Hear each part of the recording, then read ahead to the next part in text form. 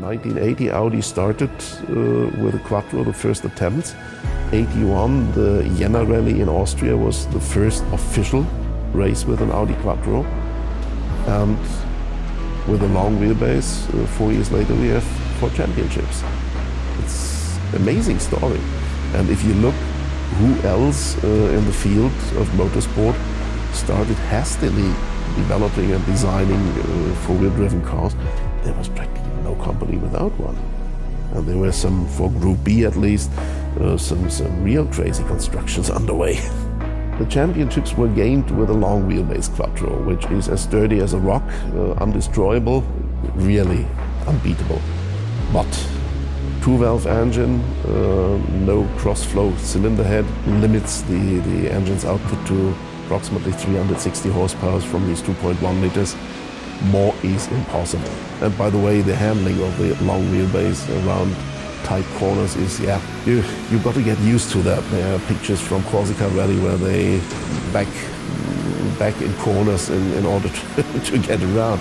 So the idea was we chopped 30 centimeters out, or 36 centimeters, to get the wheelbase shorter. For Group B, it was allowed with a production of 200 cars. We then installed a 4-valve engine, an alloy engine, which was homologated for the last of the long wheelbase cars already. We get a better weight distribution, we get better handling, and out came the Sport Quattro, metal shell under fiberglass fenders, carbon fiber rear flaps, and from the basic structure you got that metal chassis, outside all plastic. The only metal part on the body are the doors, coming from the contemporary Audi 80 sedan, so one of the cheapest parts even today. The rest is fiberglass, carbon fiber and all that. The car was a masterpiece of simultaneous engineering. It was built here, designed in a hurry. This is incredible even today. As a production version, the most expensive German motor car, the most powerful with 306 horsepower. The fastest, 250 top speed, is reported. When I look at the drag coefficient, which is somewhere between a piano and a Gothic cathedral, I doubt that. So you feel when stepping on the gas over 180, it's getting a bit slower. Acceleration, production car, 4.9 seconds from 0 to 100. In the year 85, this was impressive. Turbo of the very old school. First you have nothing, then you get a beat as if somebody hit your trunk, and off you go and hit the ref counter twice before you're up at 100. Unfortunately, the ratio between track width and wheelbase is a bit insane. The car tries to follow every track rut you have. It's like young dachshund. Wherever there is a track rut, it goes like that. I compared it to a kind of rattlesnake. As long as you step on the throttle, it's okay.